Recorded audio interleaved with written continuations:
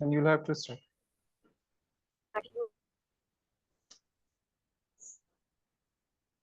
So, good evening and a warm welcome to all the dignitaries present here. Myself, Rupsha from ClearNet, assigned as a session assistant to ensure a seamless experience. ClearNet stands as India's most relied upon digital platform, offering a multitude of enriching services exclusively for doctors. It is with great pride that ClearNet is a digital partner of this event organized by Indian Association of Preventive and Social Medicine, and the topic of today's session is developing reflective practice for personal and professional development.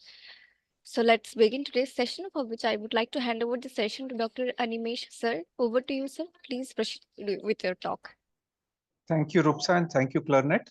On behalf of IAPSM Karnataka chapter, I take this opportunity to welcome everybody to this webinar. And I'm sure that this is going to be very interesting and enriching experience for all of us. So since this webinar is being hosted under the aegis of IAPSM Karnataka chapters, I take this opportunity to welcome the office bearers. Dr. Poonam, the president, is held up a bit, but she will join in a bit. Dr. Asha, the vice president, is here, and then Dr. Sunil, the secretary, is there. So may I request Dr. Sunil, the honorary secretary of IAPSM Karnataka chapter, to give his opening remarks.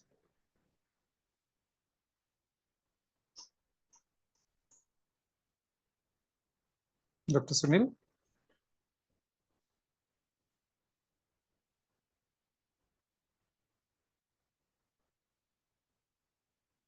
Dr. Sunil?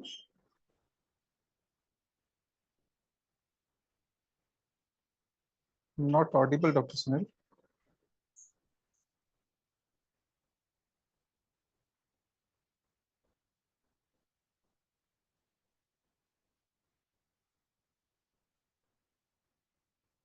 Dr. Sunil, are you able to hear us?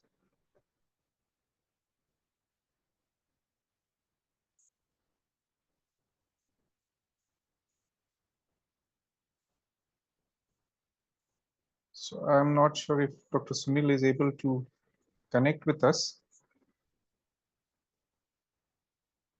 Rupsa, can you just check?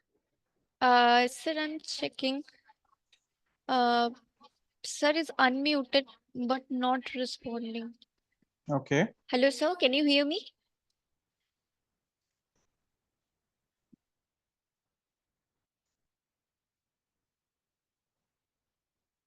Dr. Asha, are you around?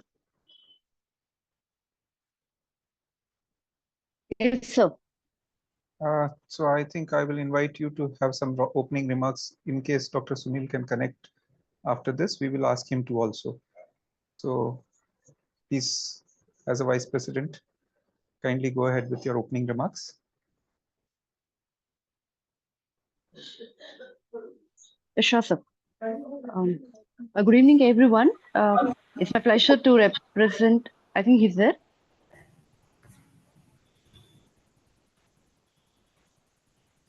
Okay. Yeah, good evening, everyone. It is my pleasure to welcome everyone for this IAPP session. On behalf of IAPSM Karnataka State Chapter, I would like to extend my gratitude for the platform for conducting this. Today we have Dr. Amol, Professor of Community Medicine from Sri Manukula Vinayanagar Medical College and Hospital, Pondicherry, who will take a session on developing reflective practice for personal and professional development. So this session would help all the young postgraduates to encourage critical thinking, build the confidence, and improve decision making. On behalf of IAPSM Karnataka State Chapter, I warmly welcome Dr. Amol sir and thank him for sharing his expertise with us. I would also like to give a special thanks to Dr. Animesh Jain, Professor of Community Medicine, Kasturba Medical College, Bangalore, for his constant support in managing these IAPP activities over the past 1 year. His efforts in connecting with resource persons from across the country have been instrumental in helping young aspirants learn and grow. So I hope this session offers a valuable insight and also foster thoughtful process in all the young minds. Once again, welcome each and everyone, and I thanks to share their valuable time with us connected. Thank you so much, Dr. Asha. And thank you for that special mention. I don't think I'm doing anything great, but yeah. Dr. Sunil, I hope you are able to connect. Can we have some opening remarks from you as well?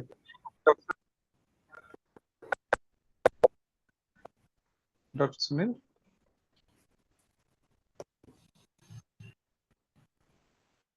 Dr. Sunil, we are not able to hear you yet. Dr. Are you able to hear us?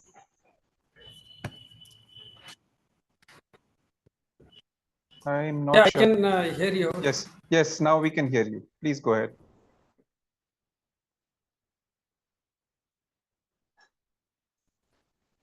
Good evening. Yeah, please go ahead. Yeah, good evening.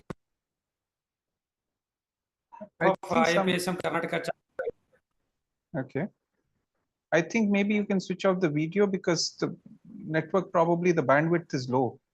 We're not able to hear you clearly. Okay. I think please go ahead, Dr. Animesh. No, you can, yeah, no, you can speak. You can speak. Now we can hear you. So that's what I said. Yeah. Go ahead. Yeah, good evening, everyone. On behalf of IAPSM Karnataka State Chapter, I welcome all the participants, and also I welcome Dr. Animesh and Dr. Anmol, who has agreed to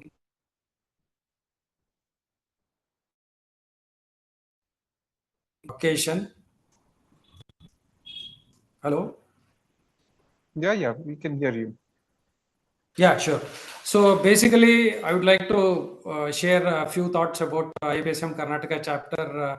This has been started very recently in Karnataka from the last 4 years, and Karnataka chapter is doing a lot of activities with related to community medicine and public health aspects also. This IAPP session is one such activity where we would like to involve more number of pages so that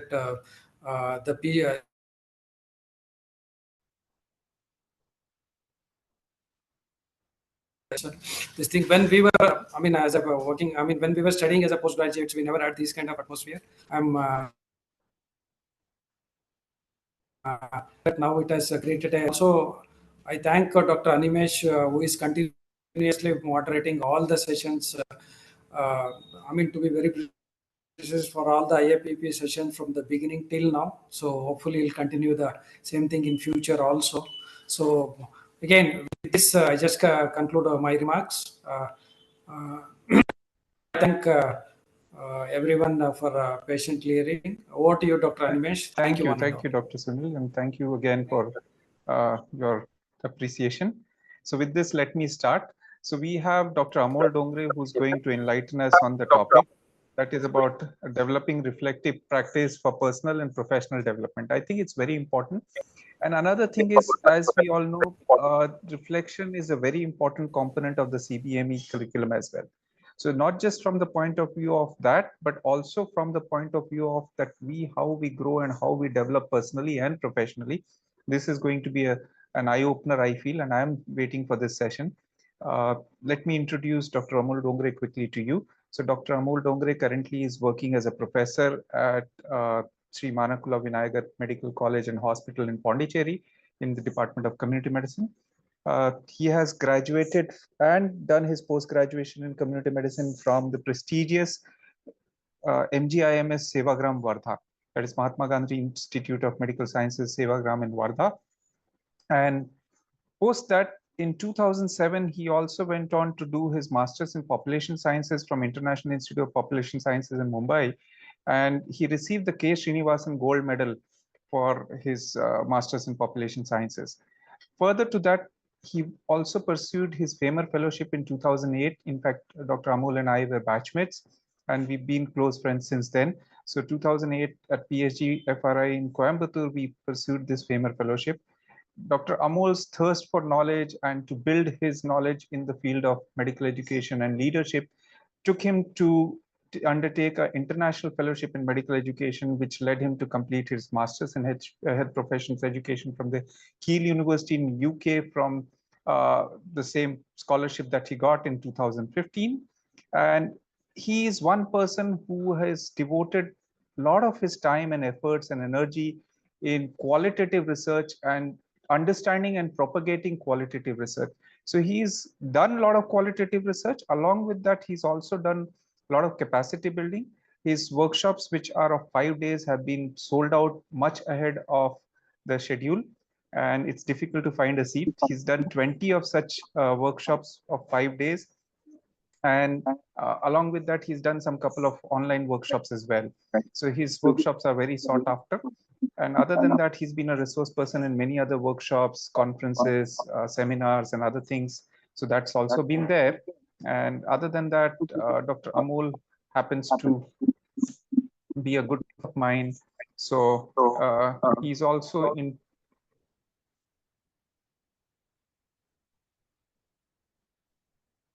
Am I audible? Yes, sir. Yes. I think I lost network. No, sir, you're audible, sir.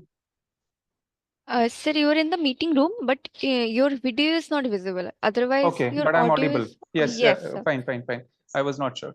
So yeah, so Dr. Amol has also authored a book and 7 book chapters, and he's also published extensively. As I understand, he's got 165, 170 publications, all in peer-reviewed journals.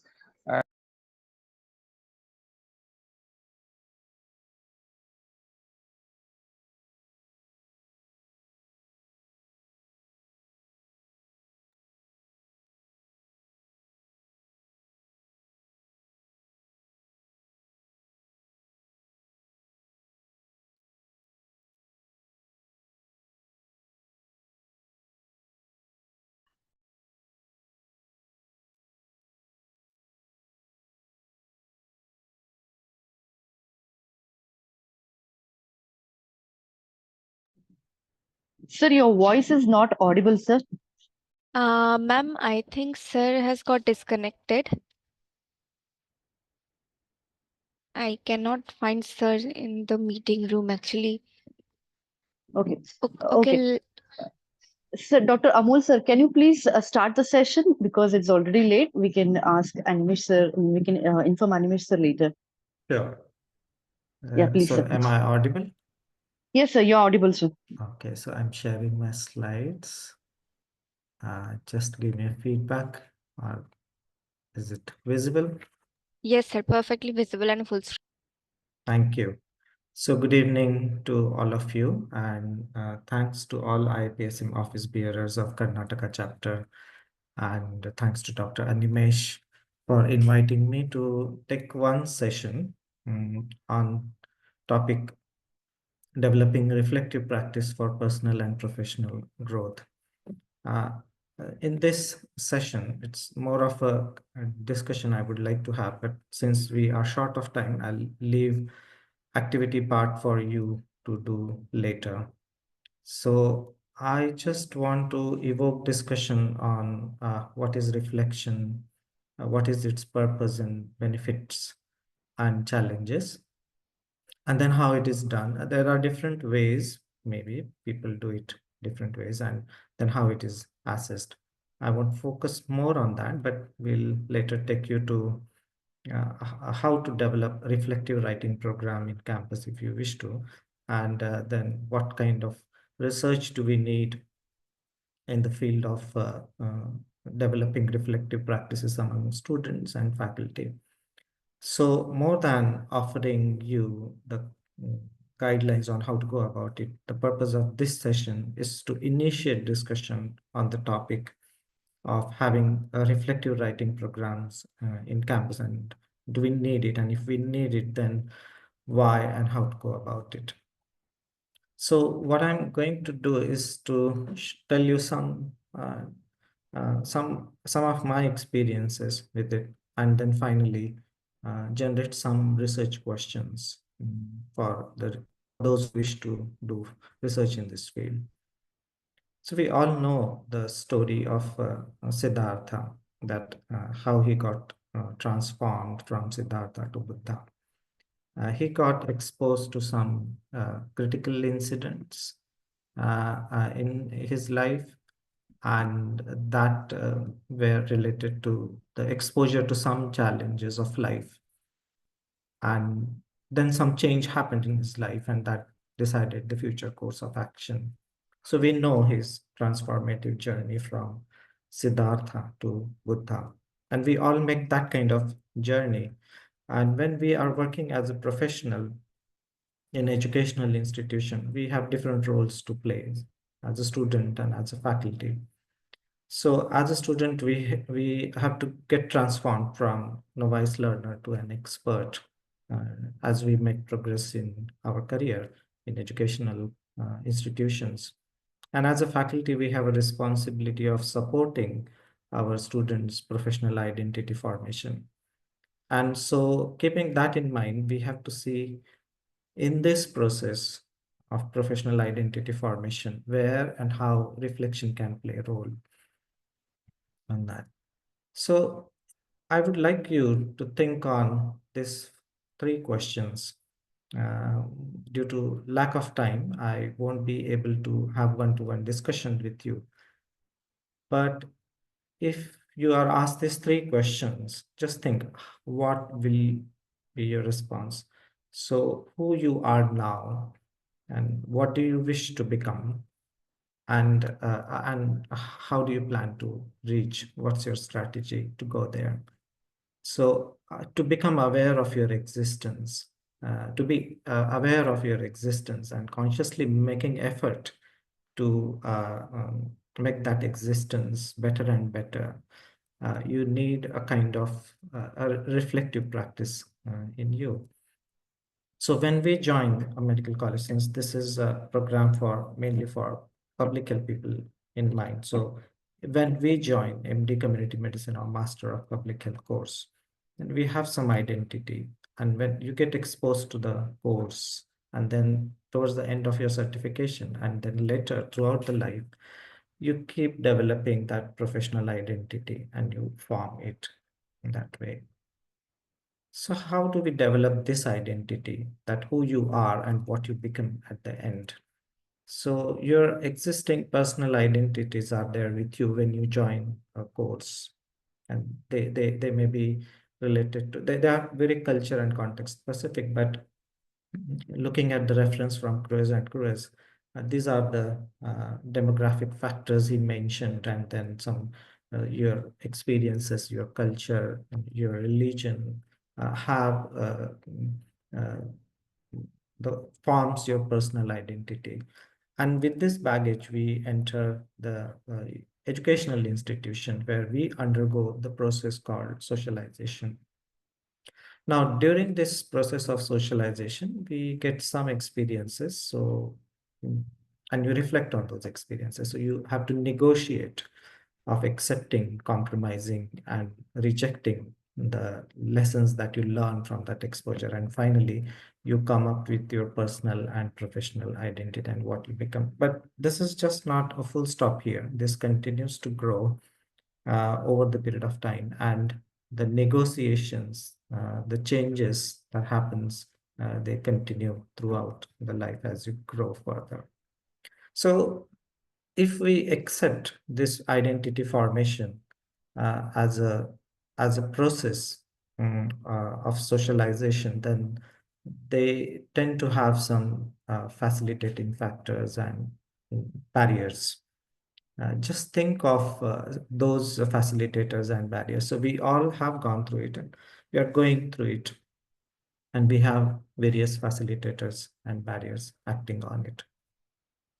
So if we see the another framework given by Cruz and Cruz, he talked about the various factors that influence this process of socialization. They come from learning environment, they come from the healthcare system where we work, they come from your family environment, they come from the educational institutions where you are working, the rituals of those educational institutions, and then the exposures to the patient.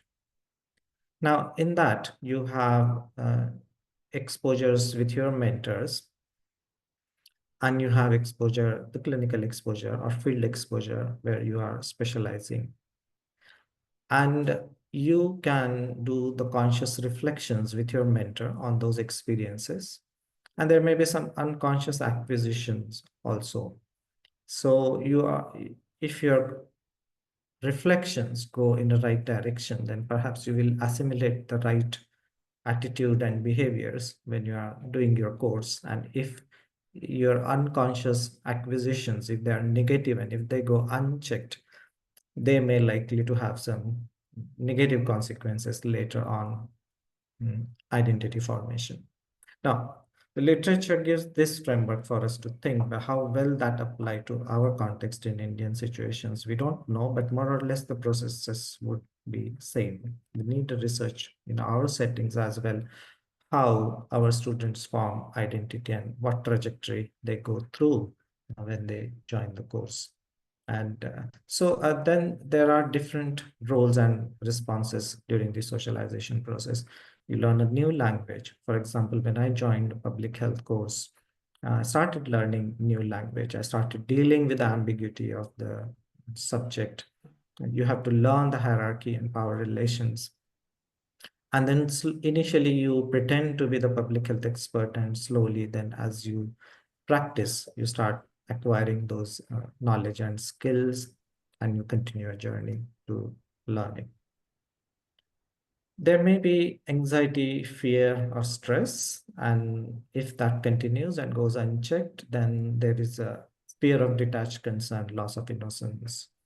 And then if you enjoy the course that you are doing, then there is a satisfaction and there is increased competence. So that means it's a two-edged sword. I mean, you can get both the outcomes, the positive and the negative. And so there has to be a conscious effort in curriculum implementation to maximize those positive experiences with reflections and minimize those negative one in such a way that the dissonance is settled in positive direction that way. Now, having said that, creating that background, which says that the reflection plays key role in your identity formation, and your identity decides your behaviors and actions. And that creates a base for your decision making in future. So now let's look at the reflection, what it means. I'm referring to AME guide number 44 when I'm talking of the definition of reflection. So it's a metacognitive process that occurs before, during, and after situation, and even with the purpose of developing greater understanding and situation so that your future encounters become better one. So that means that you do something and you reflect on it and you learn lesson from it and you improve your next cycle of implementation.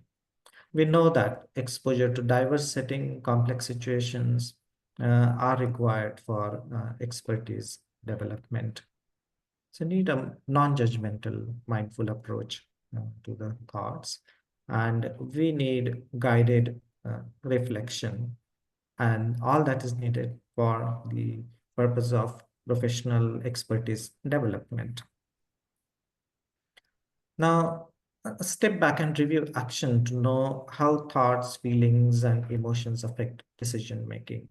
I mean, usually we go back and see that how your decisions, how your feelings and emotions affect your decision making. Now, these insights that you get from experiences integrates with current values, beliefs, and principles, and that forms your belief system. For example, when I joined my public health course, I got some exposures, and then those exposures actually um, uh, gave me some insights, and then some of the insights became part of my decision-making process later, and they formed my belief system. So we all are making this journey, and each one of us have this belief system developed through the experiences and insights that we get. And so does your guided reflective practice contribute to your professional identity formation? So how do you see yourself as a public health person? Do you really feel proud about it? Do you celebrate that?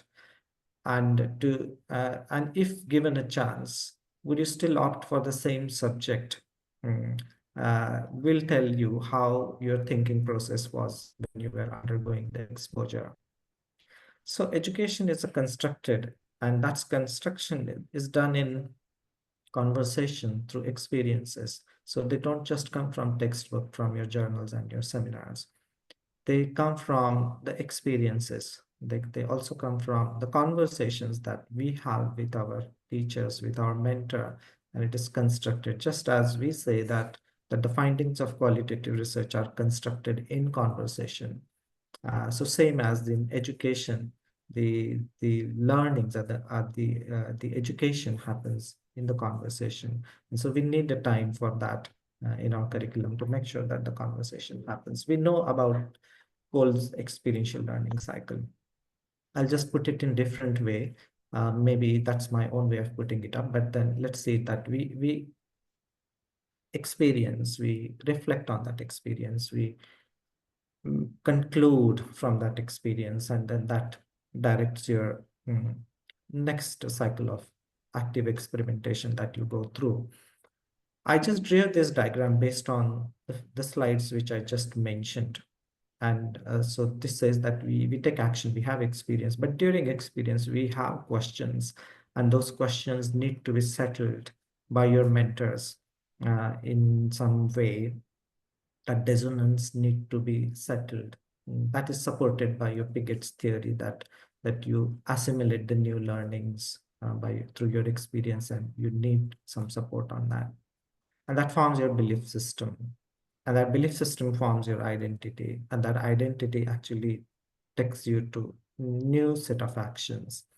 But you see that I have drawn at two places I have drawn the mentor support, telling its importance in reflective practice development culture. So just having reflective practice in your campus is not enough. You need mentor support as well when they are undergoing those exposures, and when they come up with questions which basically challenge your values, your principles, and your ethics.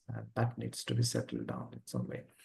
So we make a journey from novice to expert. So if we ask question in what way they are different, then the response is that experts have mental schema, which is developed based on the professional experience and subsequent reflection that they do, and that informs their decision making in complex situation. However, novice has no or partial mental schema, means the body of knowledge inside their mind, the way it is organized, and they lack experience, and it's because of their lack of experience and reflection.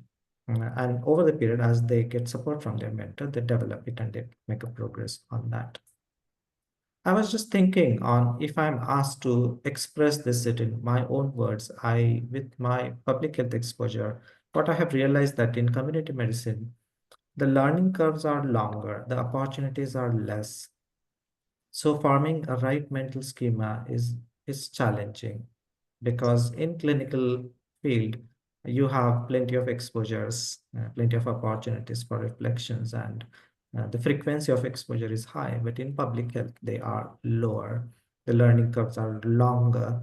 So the quick reflections and quick feedback perhaps won't work that well as would work in clinical settings. But in public health, I would see this as connecting the dots of the exposures that you got over a longer period of time.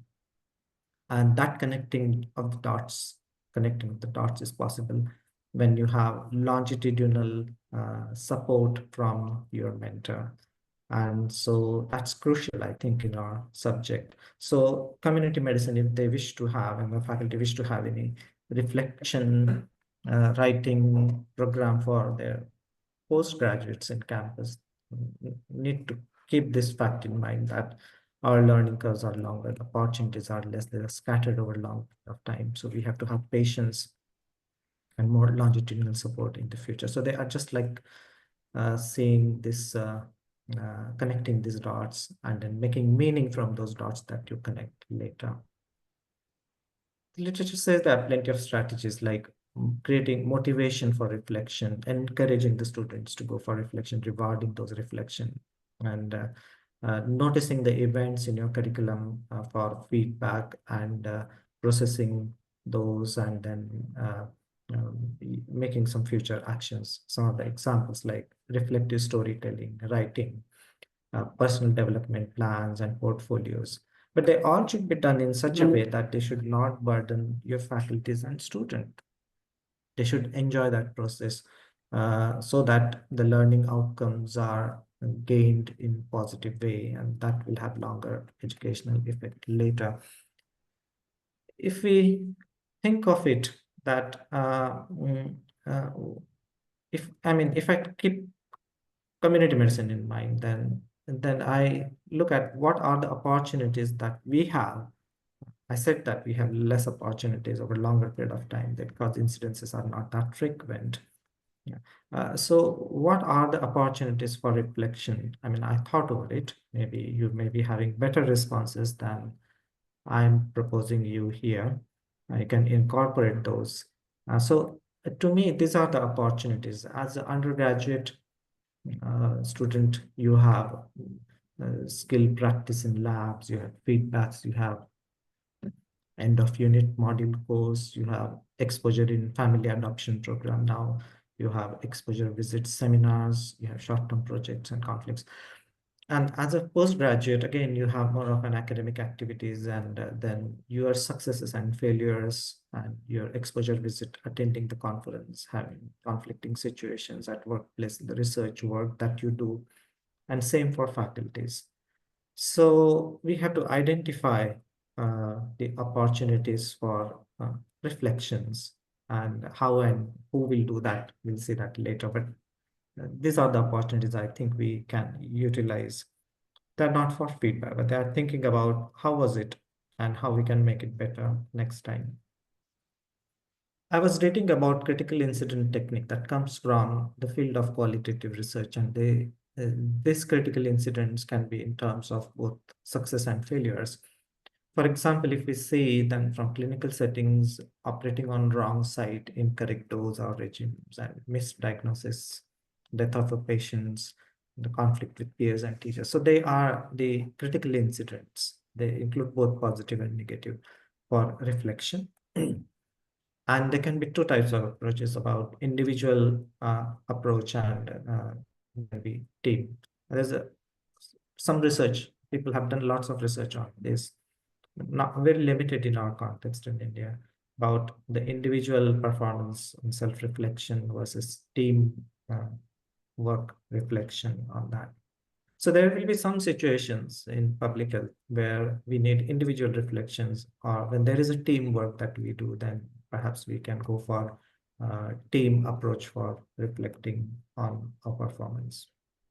How to go about reflection, and we'll come to the program components later. I won't be elaborating on that, but just give you a quick overview of it. If we see that, I just adopted it from the concept of epoch that is followed in qualitative research for data analysis. I think that matches quite well with this approach of doing reflection.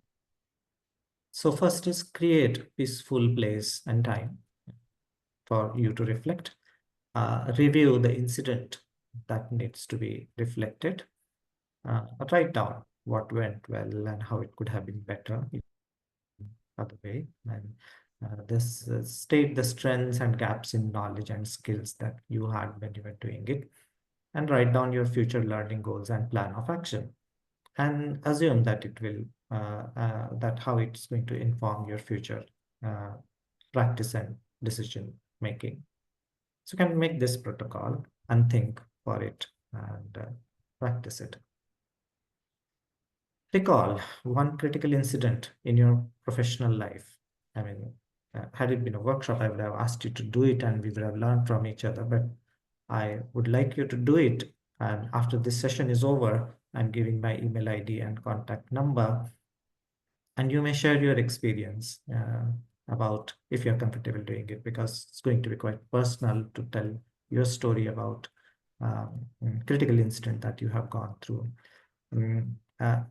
Write a reflection, describe the incident and say what went well and how it could have been better. And there may be some uh, difficult points, and there are some hard conversations required to settle it down. Now, people ask a question, do we need to write it down? I also think that, do we need to write it down? Because can we keep it kind of more verbal? Then these are 3 points I'm putting up, is that thoughts are like sea waves and you can't hold them longer. Of course, if you have a very strong meditative power and enough austerity is performed, then you can hold those thoughts for longer. But common people can't hold it longer. So we must take a little longer learning curve to shift that short-term memory to longer one. So documentation helps in that way. And the other advantage of documentation is that if you keep your thoughts documented, you will find there is some pattern in your thoughts, and your thought data is going to be more interesting than the data that you obtain from other people, because you are under constant change when you are developing professionally. Had I known this thing earlier in detail, I would have kept a good log of my thoughts, and by this time I would have analyzed the patterns and the clusterings of emotions that I have when I undergo some exposures. I miss that data because I didn't document it. But we all have that unique patterns. We all are very interesting people. And we always look for inspiration outside. But if you hold those thoughts, if you analyze them, the wisdom, the direction comes from within you. And it is said that when the voice and the direction comes from within you, it means that your reflective practices have grown up. That comes from our spiritual scriptures that we read. They say that when your mind becomes your own guru and start directing you on what should be your next steps and moves, then you think that you have done enough progress on your reflective practice. In our practice, we say that what advices we give to our student, and I'm also party to that, and I think that I could have done better if I would have known these things earlier. We advise our student to spend more time on reading. Don't waste your time. Read more, read my notes, comments on personal lifestyles, and these are some of the points I got from the student and from my own experiences. But the reflective practice, they say that, can we put up these questions in different way? That what do you think about what happened? Don't blame it. What went well? How it could have been better? What do you think are, how you could have done it in better? And then what are your learning goals now? So this will slowly shift responsibility from teacher or mentor to the student, and they start taking responsibilities for the decisions that they make. What could be the benefits of reflection? Are there any evidences for those benefits? And if at all we get convinced with it, then what could be the challenges having that program in the campus? The literature says, and that that helps the student to set the learning goals, that make them self-directed, that brings their commitment to the actions that they take. And the most important and striking is the original thinking and creative thinking. If you see in our public health culture, we see in literature, we always rely on our Western counterparts for new trends and fashions that come in the field of public health or in education or in clinical science. But how often we contribute from our side to that through our original research, through our creative thinking. Of course, we have evidences, but given our population and our size, are we doing enough on that? So then we need this. We all look for original and creative thinking, but do we have that environment in our campuses for students to come up with original and creative thinking? So that's the question I have here. And then we want innovation, we want problem solving, but do we create a conducive environment for that? That's the point. What's the evidence? There are some articles. I just came across this a systematic review and meta-analysis on reflective strategies, which says that it works. But however, the effect of any such programs are highly context specific in education, because there are multiple variables in the education system, it's highly complex in nature. So in any intervention on complex system can give you some expected and lots of unexpected outcomes. So we have to be prepared for that. So we just can't rely on the studies which comes from outside, but we have to have our own for your own campus that way. Some of my memos on reflections is that students, they are just my random observations and with students interaction, they don't like to write the reflections. They say that we are more comfortable in verbal reflections than written. And because there is a language barrier, you ask us to write that in English and we have difficulty in expressing those thoughts because we keep struggling to find right English word for expression. And so we miss that, what you say, the thought in that process. So they tend to express more if their thoughts are valued by your non-judgmental and affirmative response of your mentor. And one of the students even said, I never thought that I can speak freely to a senior person in that way. So, so we need a trust building and rapport building with our students for them to feel free, comfortable in expressing their reflections because they are going to be highly personal and quite often, sometimes controversial. And you should be ready to handle that difficult conversations with them.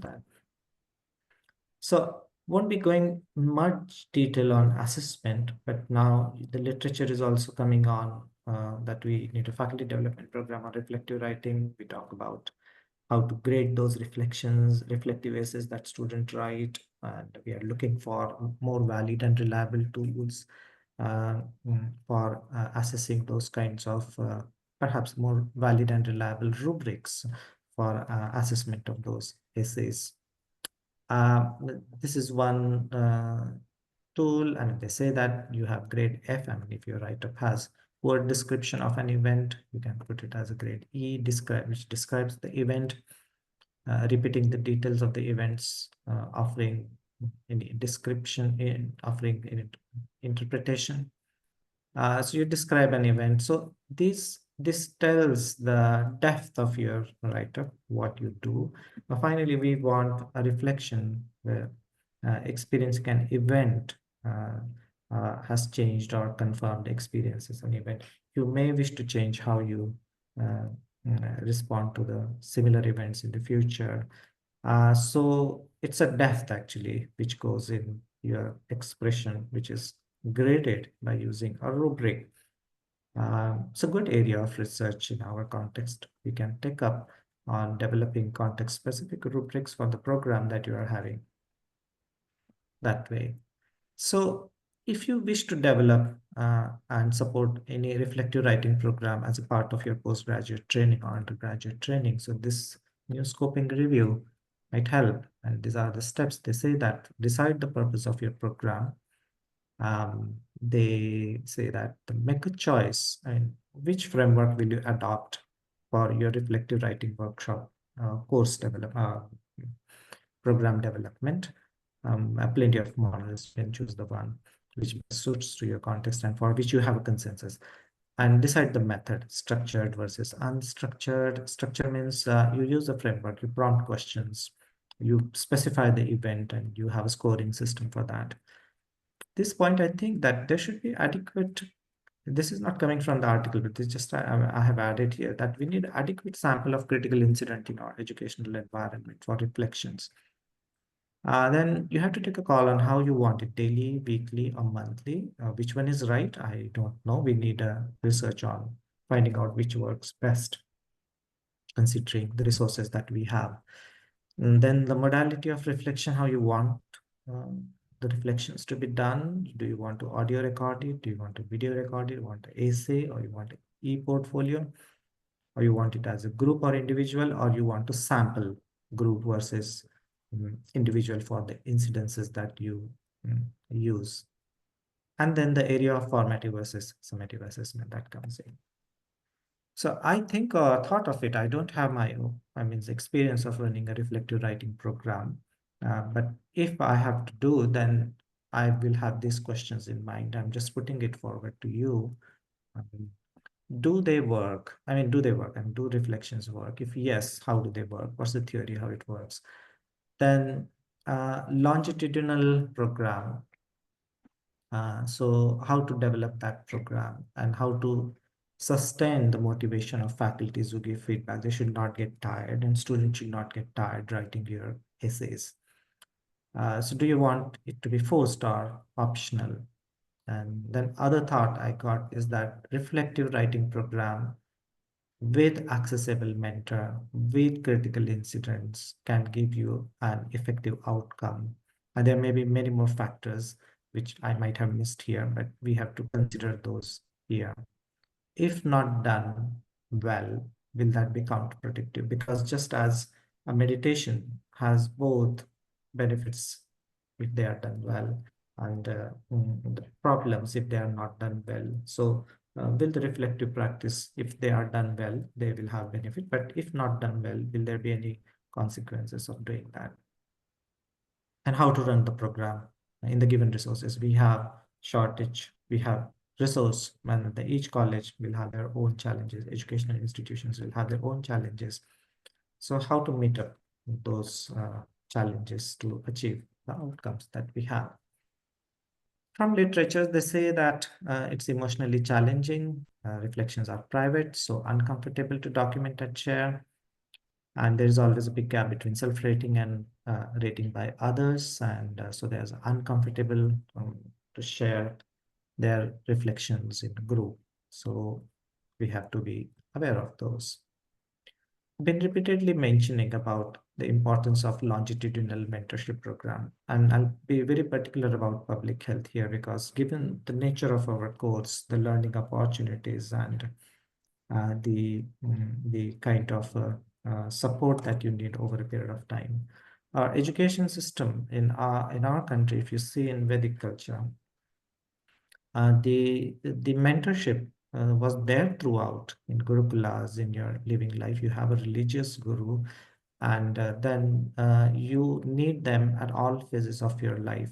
You may be novice learner, and or you may be an expert. You always need a trusted advisor to help you settle down your ethical dilemmas and the challenges that you come across, because not books and the academic resources will always not be able to answer your answer. You need somebody to guide you through that.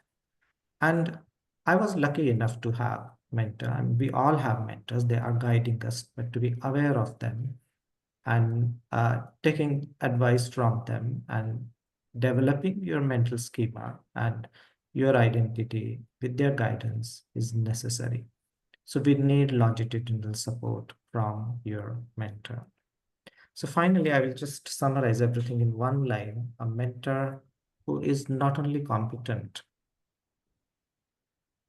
and honest, but also psychologically accessible over a long period is a secret ingredient to the professional development. And that's a challenge that we have to bring up that culture. I would like you to do this quick exercise that reflect on one insight that you got from this session, which you plan to make part of your life, and then write an email to me later that what you got from it and how do you plan to apply that in the future. So I express my acknowledgement and sincere thanks to IPSM Karnataka chapter for inviting me to have this session and allowing me to express on the topic of my interest, which Dr. Animesh willingly agreed for that.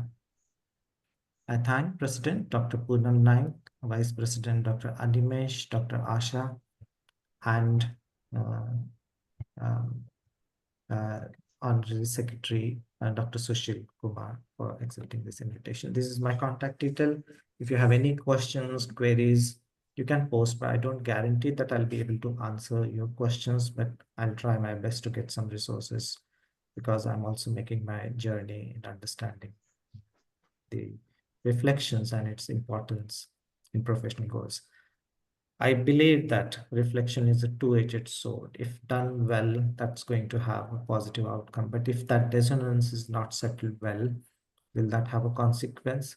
So I leave it for the young researchers to explore on that. But certainly with my experience, I think that reflection gives us an opportunity to see what went well and how we can improve our next encounter with that. So with this, I express my thanks to all of you and look forward to hear some responses from you and if any questions. But I, mm, as I mentioned, that I can supply you some resources for further reading. So thank you very much. Thank you, Dr. Animesh, for having me here for this session. Thank you. Over to you. Thank you. Thank you so much, Dr. Amol. It's been a pleasure. It's been a pleasure to listen to you, to understand, and the framework and the way you gave us insights with your experience. I think it's been wonderful. And within the short time span, I think you've taken us through the entire journey. So thank you so much for that. I invite questions, comments. You're welcome. Please raise your hand. We will be able to give you the opportunity to speak. Anyone from the audience would like to question? Maybe Here is a share some. question on Sir, I'll share the PPTs with you, Animesh, Sir, and you can can I? share that. Yes, please, Dr. Jaya. Yeah, sir, I'm not a community medicine person. That's okay. Basically, I am from medical education. Sort of, we are That's okay. convener of That's the okay. regional center. Sir, the question, Dongre, sir, I have heard you, of course, in NCHP in your workshop in on I think that was on qualitative research, and of course, I ended up buying the book. Thank you so much. It's been such an insightful thing. Even today's talk, as usual. Sir, the question I had was, I find it increasingly difficult uh, to sort of make us MBBS students understand the whole concept of reflection. Like in the curriculum, especially in the 8Com modules, each one of them, they have the reflections the students have to write. But I mean, it's especially for the, I feel for the average learners, it is very difficult for them to understand what is reflections. Like I find myself, Understand.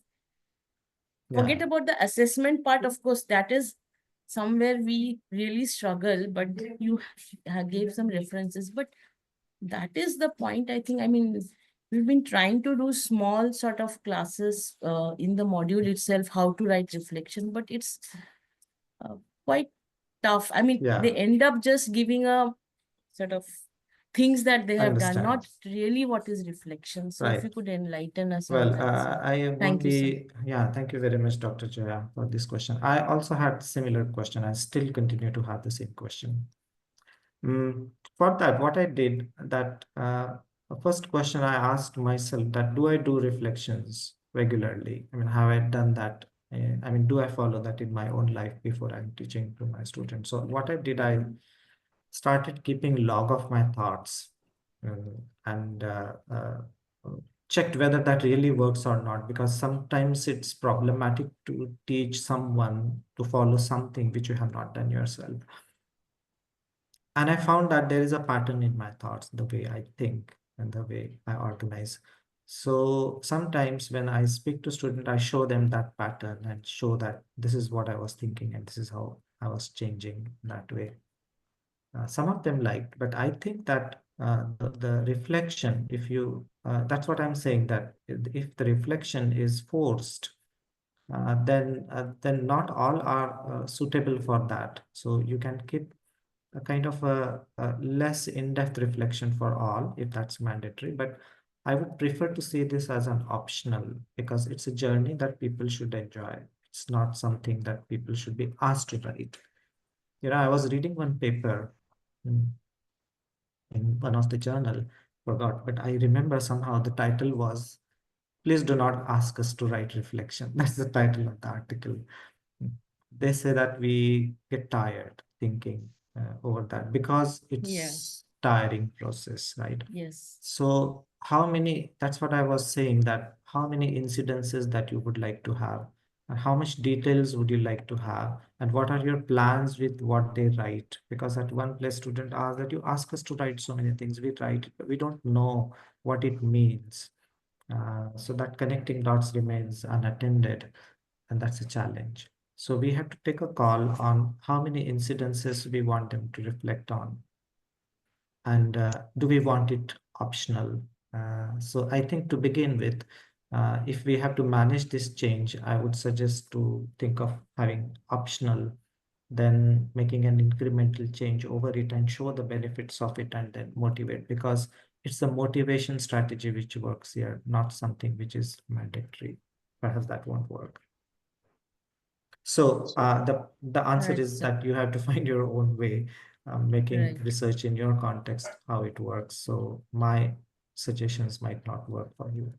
No, some of them we did use, like it's that you are not going to be graded on this. Like there is Yeah. no, you can just go out and give your feelings and nobody is going to judge you on that. There are no marks.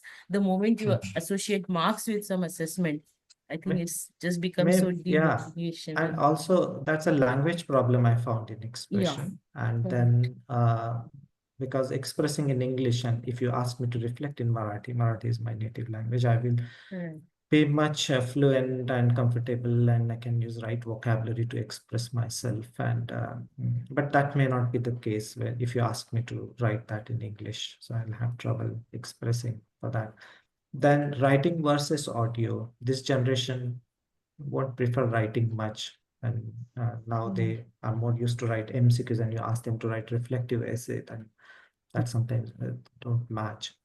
So we have to work on, that's what we need research, that how we promote that in our context. So yeah, I totally agree. I totally agree. But Amul, may I add a few things? I totally agree with whatever you've said and what has been discussed. But what I also understand is I think this concept has been brought in because they wanted the students to understand the importance of reflection. Of course, we are overdoing it, I agree, and it's been there in many of the subjects now. And as the discussion was going on and this was being told, that when you start assessing it, and some people may not be comfortable to share and things like that. And I see Dr. Anshu has raised her hand, so I will go to her as well.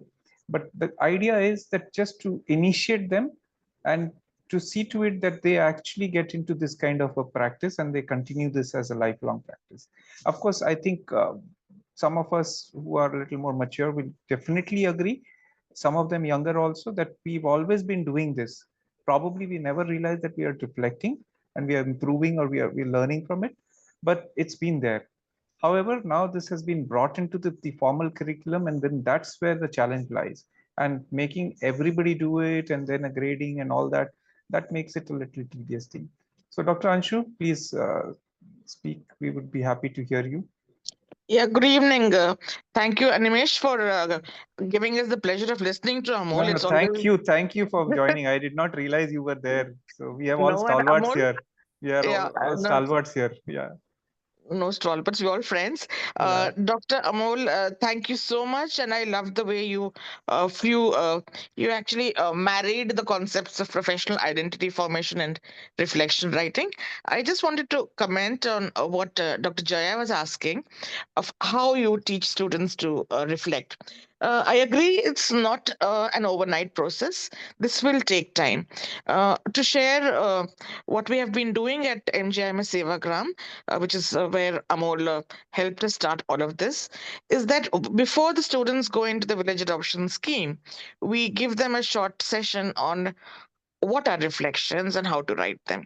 So we actually give them samples of different kinds of reflections and show them how something can go from descriptions to actually in depth, how your thought processes have to be more than the descriptions.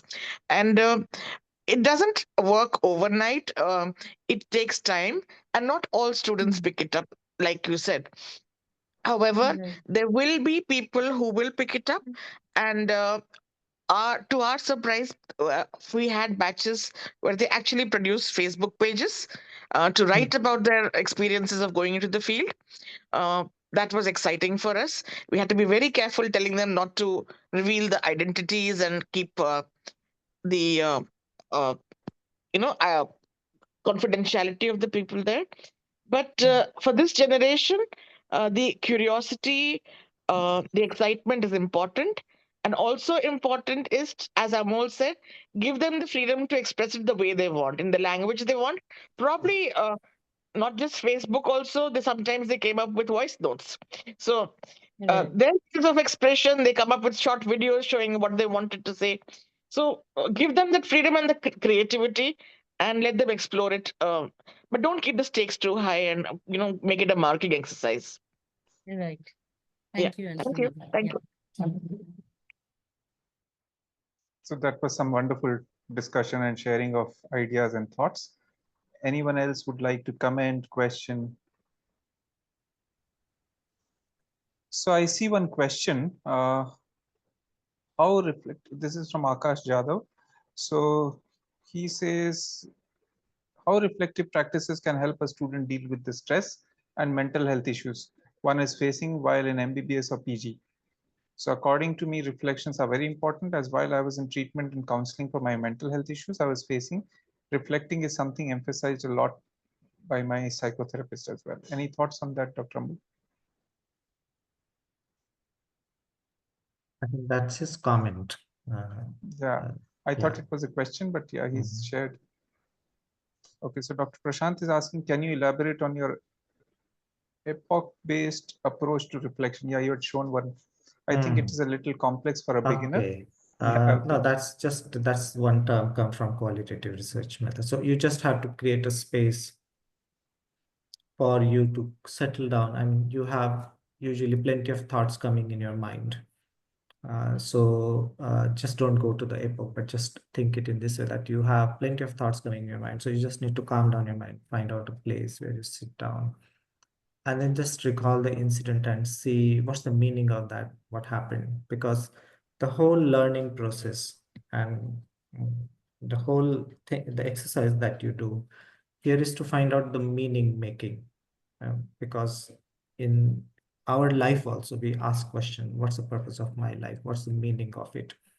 So that meaning making tactics, they say that one of the tactic is this, to follow the steps, that you settle down, you calm down, you look at them, and with calm mind, you reflect. Means when you look at the incidences that happened, then you can very clearly see what went right and how it could have been better and what was the meaning behind that. And sometimes even in the negative outcomes, even in failure, or even in problem situations, if you sit down with a calm mind, when you look at it, you start looking at the positive dimensions of it. That all that happened was actually for your good later, which happened in subsequent way. So looking at in that way requires a calm and cool mind. And sometimes you are not in position to see the positive dimensions of those critical incidents. Then you need the help of your mentor on how it's going to help you in that way. So I think that framework, that's about the framework. I just tried to fit in the steps of the steps that we follow in analysis, because the whole qualitative analysis is about meaning making. And I think that the reflections also look for meaning making of what happened, what it means, and what next. So if you didn't get it, it's okay. I'll send you some reference through animation that might help you. right. So Dr. Jyoti wants to add. I see that Dr. Jyoti has raised Jyoti Nagmoti. Dr. Jyoti, please.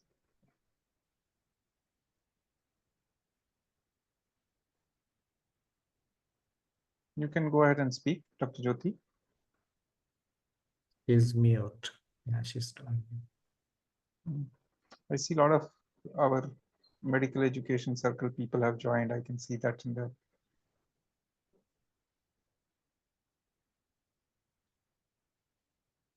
Sir, has age and maturity got anything to do with reflection? Can UGs do it effectively? That's That's one. important. And I That's a think, question which has just come in from Dr. Sendil. yeah, but some ways, I mean, at some point or the other, we have to start that journey. So even with lesser age, you will find very mature reflections done. And with advanced age, they may not have that metacognitive development happened yet.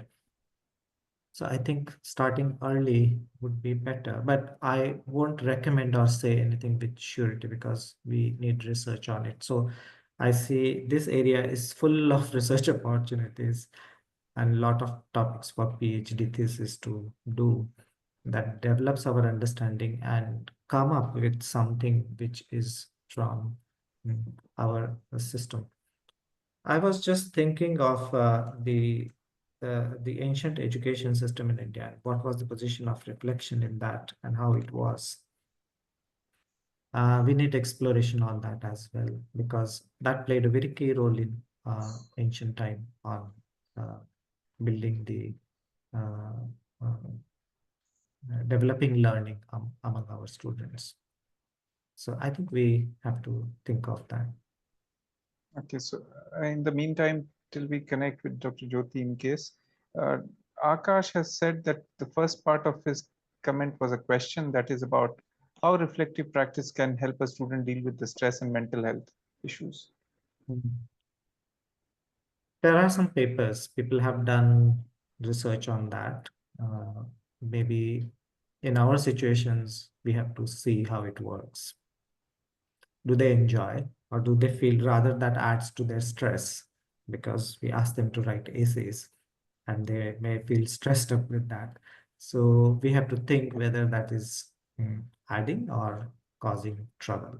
So we need exploration for that. Okay. So Dr. Jyoti Nagmurthy, please unmute and speak. Yeah, hello. Yes. Hello, Amol. Hello, Animesh. Hi, hi. Thank you for Hello, madam. Yeah, Good good evening. good to see that you are also Yeah. here. Yeah.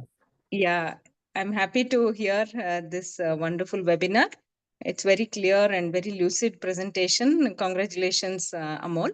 I just wanted to know that reflective writing or reflection, as a teacher, could you give us, as a teacher, how it could help us and how do we practice it? We have seen it from the perspective of students just now. The discussion was going on. I was looking for, as a medical teacher, how can we use this tool for professional identity creation? Right. Yes. I have no paper done or research work done on that, but I have experienced that when we used to have journal clubs and seminars and for students, then after seminars and journal club, I mean, I should have analyzed that data so see, but then we used to ask the student, I mean, in person that, how was your seminar? I mean, we don't need to give them critical feedback. They know how it was because they know it better. How was your seminar? And then how it could have been better. So what are your strategies to make it better next time?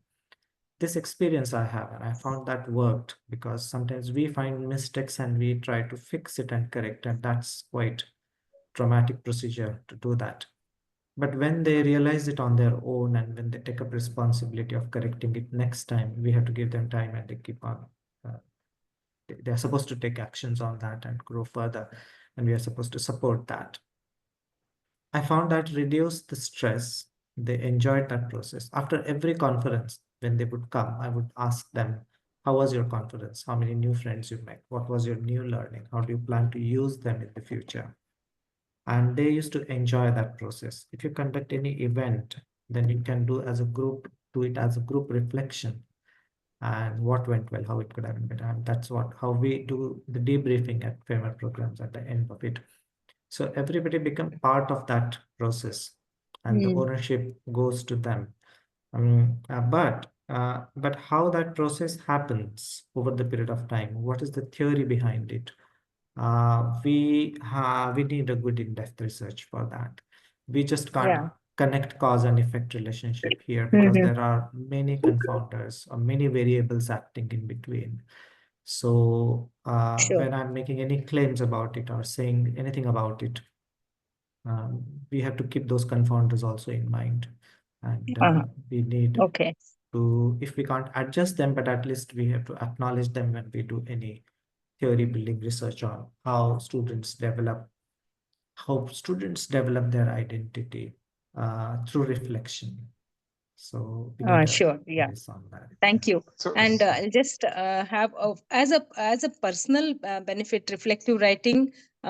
If we take on our own identities, is there any protocol daily or any monthly protocol that we need to follow as individual for our own growth? No, I mean, I'll share that scoping review with you, where they have reviewed articles on this reflective writing workshop programs, and they showed that the practice is varied right from daily to weekly to monthly. I would suggest here to do it less, I mean, but with good quality rather than doing plenty with poor quality. And then who will decide how many and how that? I think you have to build a consensus with the team, because you need a support from your departmental colleagues to develop that culture in the department. And for Sure. that, the consensus building exercise within would help. That, okay, these are the initially we will use only this one incident for reflection, and we will have it weekly maybe or monthly, and then slowly, as we develop understanding and get some evidence that it works, we slowly upscale it. We call that as an incremental improvement, Okay. incremental improvement as well as escalation in your culture. I mean, that's how I see the culture should evolve, not just with one single go that we start, because reflections can put you in stress, because it's a kind of performance stress. Your write-up is to be seen by someone else, and you will be judged by someone else. And your written expression, verbal expressions, would vary in that. So if you ask me to reflect in my own mother tongue and ask me to write in English as a first year postgraduate, there will be certainly difference in these two. And that will put me in stress rather than reflection relieving my stress. So that's the concern I have here. Okay. Yeah. Okay. Yeah. Thank you so much. Thank you. Thank you. And we have a comment from across the border from Nepal. Dr. Balakrishna Acharya says that for undergraduates, before asking to practice reflection, they need to be introduced to medical humanities. That way, they will get a wider perspective on reflection as growing to become professionals. So that's his suggestion.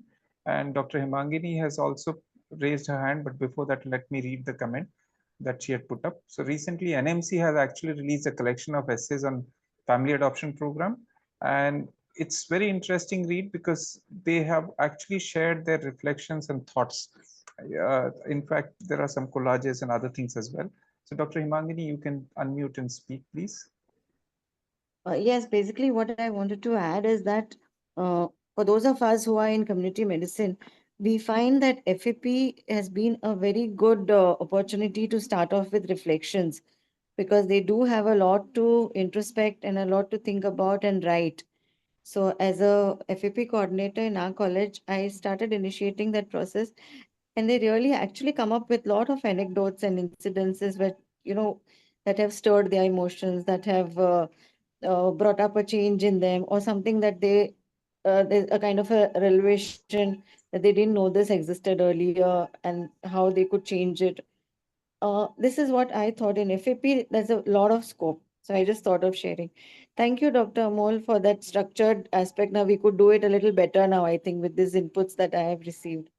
It will help me Thank out. you. Thank Thank you, you, madam. Dr. Animesh. Thank you. Yeah. And Thank just you. in Thank you. continuation to what you just said, madam, that the initial reactions, the enthusiasm, it's quite positive, but the motivation that we need a strategy to sustain that motivation to continue to reflect and develop that as a part of culture. Yes, So absolutely. I can't say that. I mean, I have experience of developing it, but certainly we need research and efforts to develop that kind of program.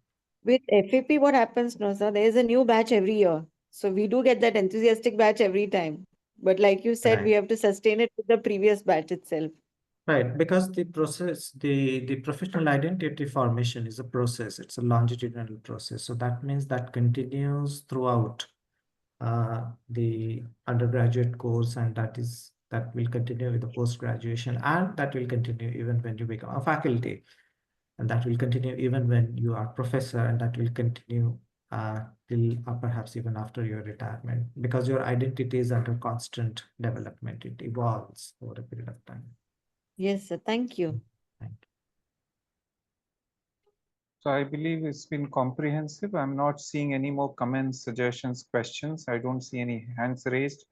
So I think I can probably go ahead and, on behalf of the IAPSM Karnataka chapter, I take this opportunity once again to thank you, Amol. Dr. Amol, it's been very enriching and enlightening. I'm sure that it would have benefited our participants and audience today.